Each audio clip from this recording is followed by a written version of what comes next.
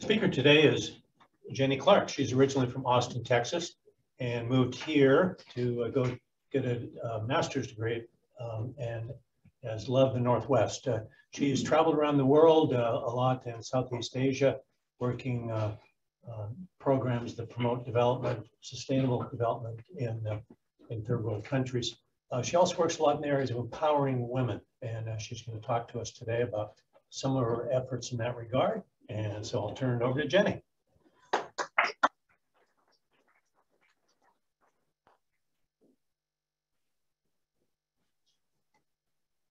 Thank you, Jeff.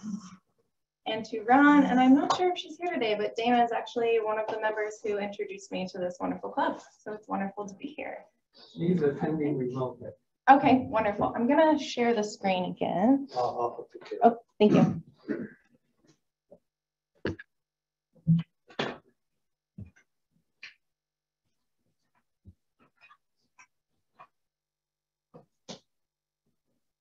Okay, so as Jeff mentioned, I am Jenny Clark, co-founder of Women's Empowerment Coalition, or WECO, as we call it, and I'm a new member of the Albina Rotary Club as well, here in Portland. And actually, before I jump into an overview of what we do as an organization, I'd love to share a recent quote from one of my heroes, Jane Goodall, on hope. Jane says, "To me, hope is having a vision through a very dark tunnel to get to the sliver of light at the end. And in order to get there, you have to roll up your sleeves and take action. When you feel overwhelmed about the state of the world, remember, everyone can do something." So with that in mind, let's dive in. Next slide, please. Oh, I can do it myself. Maybe. Okay. So WECO has been working to bring gender equity to the places we visit since 2017. I founded WECO with a good friend in Austin, who I've known since 2012 when I first began working in the international community engagement projects. Essentially, what we do is connect resources to volunteers to vetted grassroots initiatives for women's empowerment. And ultimately, we invest in women who are invested in their communities. To date, we have projects in Cambodia, Peru, India, and Costa Rica. Our vision is to live in a world where women and girls have equal opportunities to succeed. And we strongly believe that creating more gender equity will be pivotal in creating a more peaceful world. Our model allows us to impact more people by spreading resources to international organizations already doing meaningful work. And I think this is a really key distinction of what we do with WECO versus some other volunteer development organizations. Through a process of research and relationship building, we find and vet local organizations with existing projects for women and girls, and then we collaborate on a needs-based project together. Ultimately, we help our partners more successfully achieve their mission by fundraising for and managing supplemental projects to their ongoing programs. Our partner organizations are comprised of people dedicated to improving their communities by empowering women and girls and have demonstrated impact. The responsible travel component, unfortunately, is something we haven't been able to focus on since the pandemic began, but prior to COVID, a central focus of our programs was taking groups of volunteers to work on small portions of projects in country. So site visits, a small tour, responsible travel after, and some essential project work. Visiting conservation destinations, making sure fair guides are paid fair wages, and so on. So the pictures I used throughout this deck, I just wanted to make a quick note, were taken by my co-founder and the very talented photographer, Rebecca Charles. So I just wanted to give a brief side view about what's happening in this picture. This is one of my favorites, and it was taken during an outreach visit we did in Cambodia with our partner, the Women's Resource Center. We collaborated that year on a project to build them a childcare center. Childcare is not widely a reality in Cambodia. So we were creating a center where women from rural areas could come and bring their children and attend workshops. And this was an outreach workshop that we were doing the inverse. So we were going into their community and seeing how our organization, our partner organization, works with the women. And it was a lot of fun. So it was just a fun moment to remember. Okay. So I just want to take a brief minute to share a couple of reasons why we choose on women's empowerment. I know we all know there's many ways that we can go about achieving a better world, so why focus here?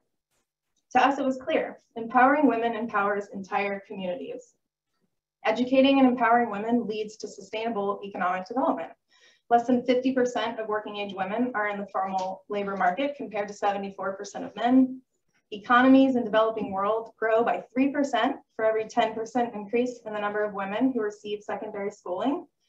In Latin America, when women's participation in the labor market increased by 15% over a decade, the poverty rate decreased by 30%.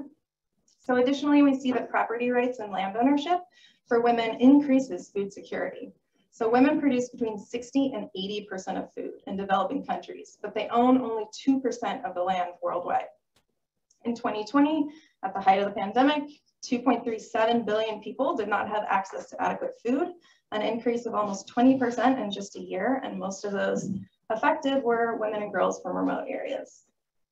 And lastly, women are more likely to spread resources to their families and communities, and they're integral in conflict resolution and peace building. It's true, when women win, communities win. Microfinance studies have indicated across cultures how economic programs designed to empower women and girls specifically lead to healthier and better educated children and overall family welfare. It benefits the larger community, as women are more likely to create initiatives for robust community development, such as hospitals, churches, schools, community centers, and so on. And these stats that I just quoted are taken from UN Women, and if you want to see more sources, please reach out. So let's dive into our work with WICO. I highlighted the Cambodia project that we started with in 2018. So let's pivot to Peru. In 2019, we focused on business development projects for rural women in Peru. And that's the top right infographic if you're looking at the slide. Rural women in Peru lack access to education and business opportunities to become financially self-sufficient. So we partnered with 2 Peruvian NGOs as part of 2 separate projects to provide means of independent income for women, along with business development. Our first one, in a small village called Wiak, we built an artisan center for a cooperative of 40 Quechua women to provide a space for weaving and textile production, a traditional Andean craft.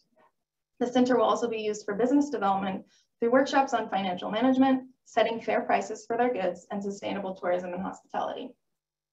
Our second project was in another small village, Pinagua, and consisted of building pens for kui, or guinea pig, for women-owned businesses. Each group of women also received financial and business trainings to help them prepare to run and own their operations. And for those that aren't aware, guinea pig is actually a staple food in Peru.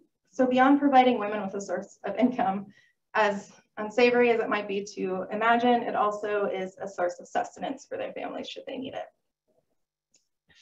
So then 2020 is when we focused on building out a menstrual health and education initiative with our partner in India.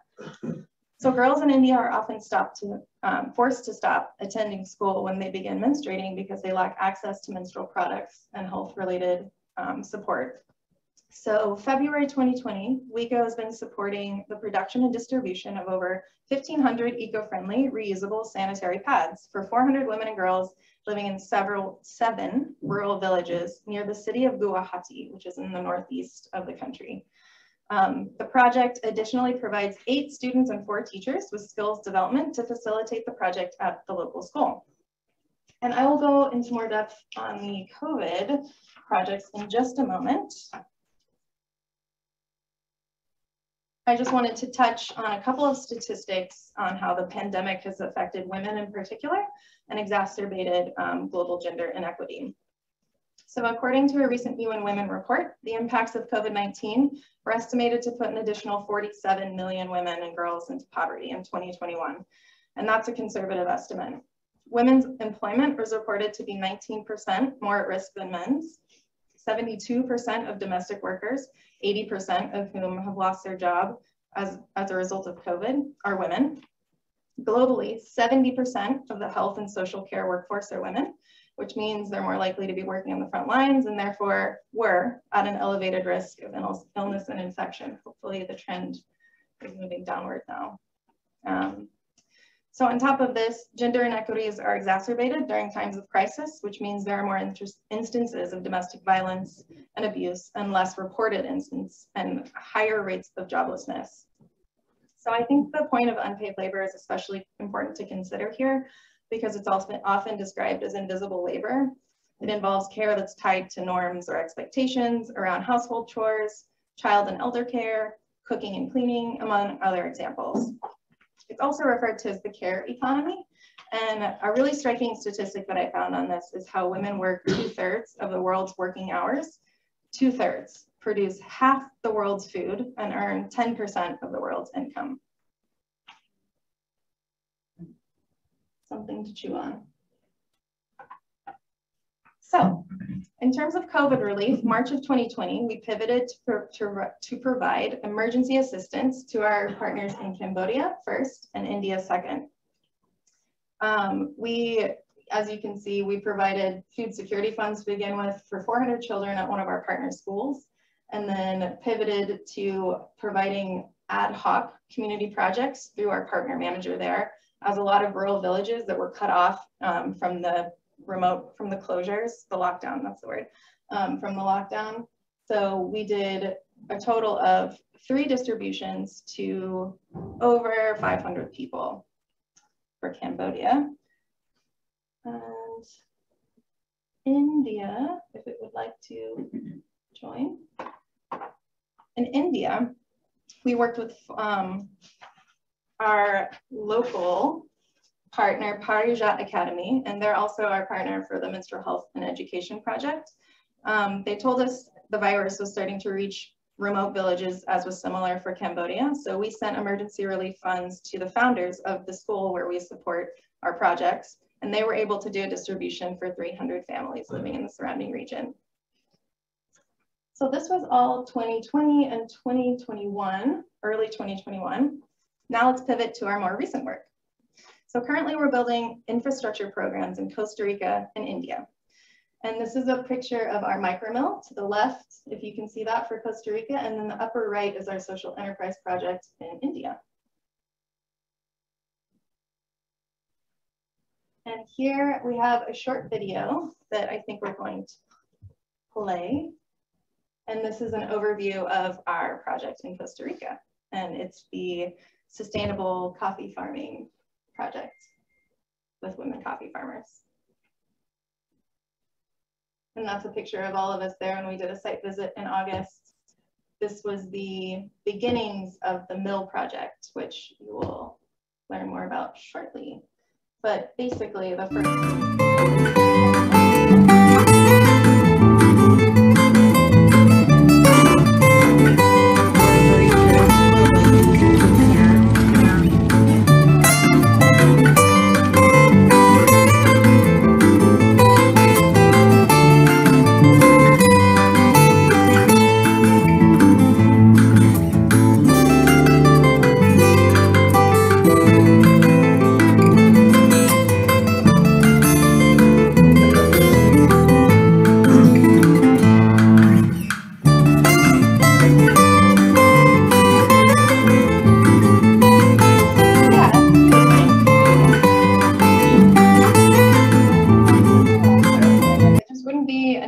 presentation if we weren't having some technical difficulties.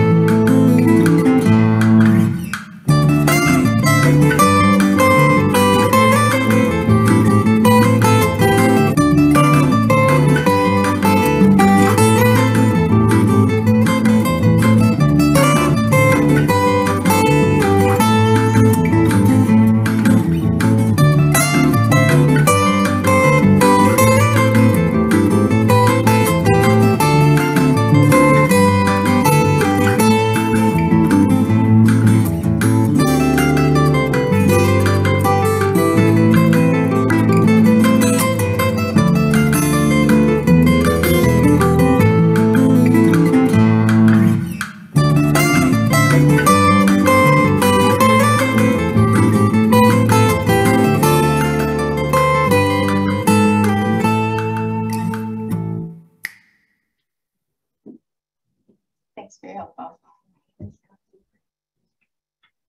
He's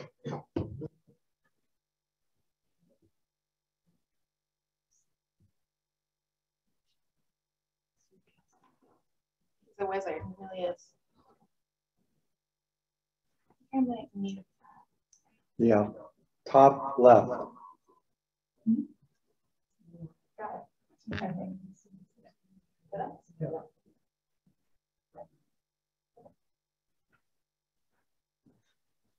Okay. Okay, so as the video overviewed, women coffee farmers in Costa Rica face a number of difficulties, and the Women of Asiprofe is the name of the cooperative, have been working tirelessly through COVID in incredibly challenging conditions. Women coffee farmers in Costa Rica earn 40% less than their male counterparts and are more excluded from access to valuable information and market opportunities. These communities also have faced significant challenges due to COVID-19, such as a 75% loss of annual income, reduced funds for children's education, and family health care. So when we visited the community in August of 2021, we were so inspired by their grit and work ethic to get something achieved against all odds. They're truly setting an example for what women as a unit can do, especially for the coffee farmer in the coffee farming industry. Since this video was made, the micro mill was completed and is now fully operational. The association used it for their coffee harvest this year, which I'll show you on the next slide in a moment. But on this one, that's Danya Margoff in the upper right, and she's the woman who you saw in the video. That's their roaster that they use, and it's actually in her house.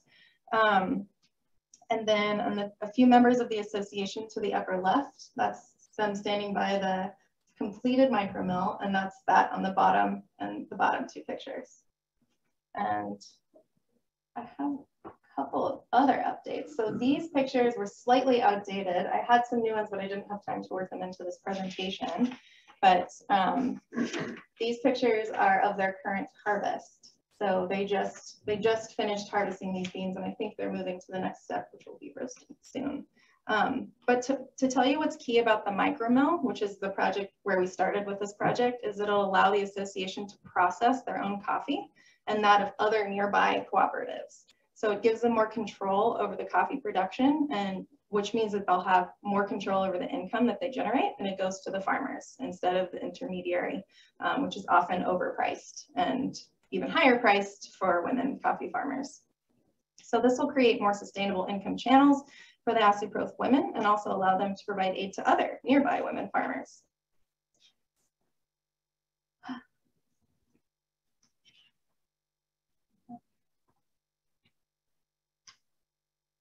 Let's move to India.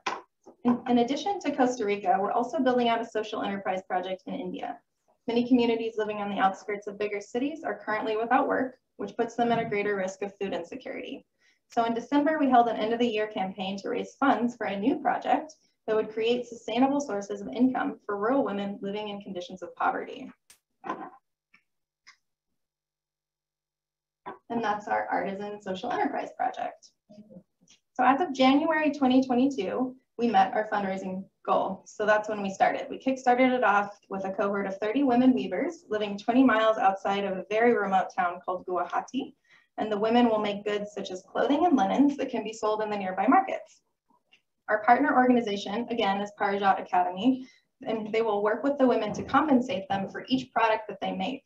So Parajat will purchase all items produced and then take the goods to the market themselves to sell at a fair market price. Independent vendors in the market, especially women, receive a lower price for their goods. So having an intermediary like this, especially male in that area, will ensure that the artisans receive a sustainable income and that they're getting paid upfront for their work. So phase one of this project is going underway right now. We've sent them funds for materials and to give them plenty of runway for their first round of production. So if you look on the photos on this slide, these are a few of the weavers from 2 weeks ago when we did, or sorry, this is outdated. This is now like a month ago, when we did the first round of material distributions. And Aymani is our program manager there, and she's the woman in the pink jacket. She's our local partner. Her and her husband, Uttam, are the project managers for menstrual health as well. So we'll plan on doing another material distribution after we have a better understanding of market prices and what they can get for their crafts from round one. The eventual goal for the social enterprise is to make enough income for the women so they can begin to invest some of their earnings towards materials themselves. And that will look like a scale back in our support for material goods as the social enterprise starts to become more self-sufficient. But that's going to take some time, and we're still figuring out a timeline for that. But ideally, once we start doing that, we'd be able to start looking at other cohorts of women to support in their market goods and so on and so forth. So I will say we really like the social enterprise model because it helps create its own funding engine, as the ultimate goal for our partner communities is to not rely only on our support. What we're trying to do from a funding perspective is transition our support from being more reactive with food distributions, COVID relief, to proactive by supporting economic sustainability to prevent future food insecurity. So besides providing women with a stable source of income, some additional outcomes we're anticipating from this social enterprise project are an improvement in the quality of handicrafts that women are able to create because they're using better materials, the creation of market links and access for future opportunities, and greater financial independence for women, which gives them more confidence, means they're treated better, and leads to greater community well-being. Great. So I want to close with a high-level recap on the 3 main points that drive our work at WECO. Women's empowerment is key to unlocking community impact on a larger scale as women infuse resources and support into their families and communities. Supporting grassroots initiatives is truly the way we can fund and create positive change from the ground up. And last but not least, we are investing in women leaders who are dedicated to carrying their communities to the next level and have been doing the work for years. These are the organizations and individuals we support and want to continue to support. And I guess as we open up to the world again, I'll add a 4th point, which is tourism has such potential to bring positive change and benefit versus burden to the places we go with intentional, responsible travel. And it's my sincere belief that we can be the force for hope and change for the world around us, as Jane Goodall says, by rolling up our sleeves and getting to work. So here are some ways you can stay in touch. And I'm happy to also email these out to Jeff after this so you can see various links. I did have one more video that I wasn't able to integrate into the presentation, but it was of the women showing us all of the beans that they had harvested and just thanking us for our support. So it's always nice to see those. I'll see if I can send that along if you're interested. Thank you so much for having me, and I'll open up for questions if we have time. Okay.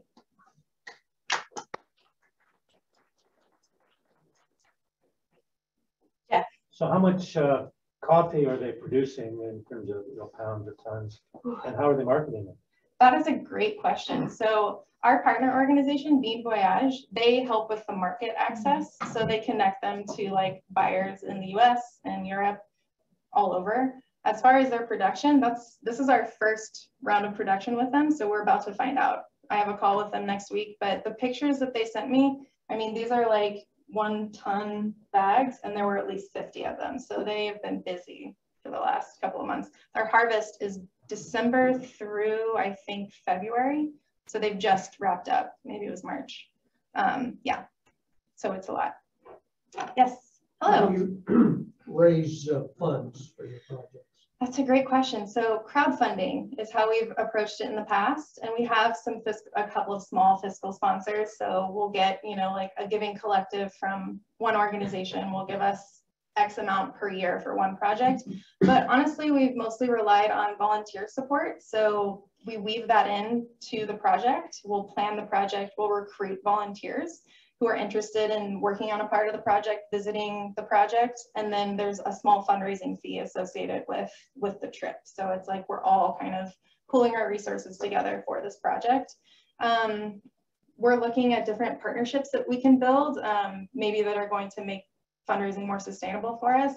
I'm a new Rotary member, so I'm also curious how I can partner with different Rotary projects. I know there's so many different international projects and international presences here. So definitely exploring new options because it takes a lot of work to fundraise, as you all know. I think, yes. Is the coffee mill in a village? It is. You look at the pictures and you didn't see much around there, so it got me thinking, does the equipment run on electricity? How do you get that? Oh, that's a I think it is run on electricity. And yes, great question. So La Legua is the village where the women live and work. And it's about 2 hours outside of San Jose. And if you've been to Costa Rica, you know the roads are very windy. So the kind of logistics of them taking their crops down to the intermediary places was just very challenging for them. So having this mill on site is huge. Yeah, I'm pretty sure it's electric. They have electricity in the village. Yeah. I think, I'm sorry, Jim, did you have a question? Trying to go in order. Yeah, this is women's empowerment, which has all kinds of wonderful benefits. Get any pushback in a patriarchal society where all these are taking place?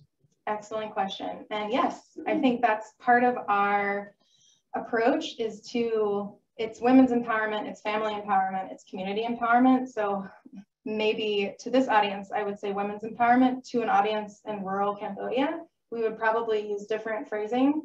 The outcome is what we're focused on, which is helping women have more opportunities and more choices and protection. So yes, I think if we went kind of very Western forward with some of our work, it might deter some of our success. How we try and, it doesn't always work, to be honest, but how we try and position it is, this is good for your wife, this is good for your sister, this is good for your daughter, this is good for you, and here's how. And there are positive examples of that. There are testimonies, but it's, you know, especially in India and some of the more patriarchal dominant societies, it's slow moving. So we are realistic about this. Yes. What, in any of the locations, what sort of money do they have to make? Like annual income or something that you need to, for the coffee or for the goods that can make them self-sufficient? Yeah, That's tough. I think it's different per region. I mean, I think they told us in Costa Rica, they're living on like $5 a day in these communities. In Cambodia, it's more like $2. In India, it's probably sub $1. And the rural communities where we work, but I would guess that they're, well, I know up until the mill was built in their community, they were barely breaking even with their harvest. So it was like working to keep working, but they were passionate enough about it. And they know that like eventually they'll get into a margin where they start making a profit. So part of what we were doing is helping them get over that first hump. So this is the first year that they'll likely start seeing some profits. So we'll know more about that and we'll be able to kind of gauge like how much profit now they can make based on the new micro mill. Yes, Fran. What's next for the Costa Rica project in terms of the next step, and then what will you need in terms of finances? Excellent question. So the next step that we're looking at is partnering up with the organization that connects them to market access in Europe and abroad. And we're going to put together a program that's going to be a year, basically like an incubator program for different cooperatives. So this is one cooperative that we've assisted.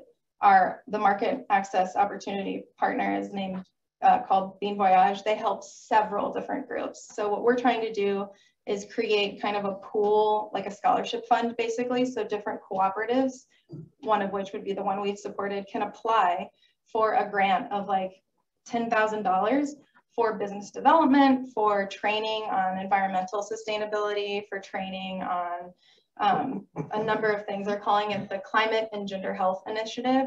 So trying to get them basically up to speed with the best practices for coffee farming and also the best sustainable business practices in the region.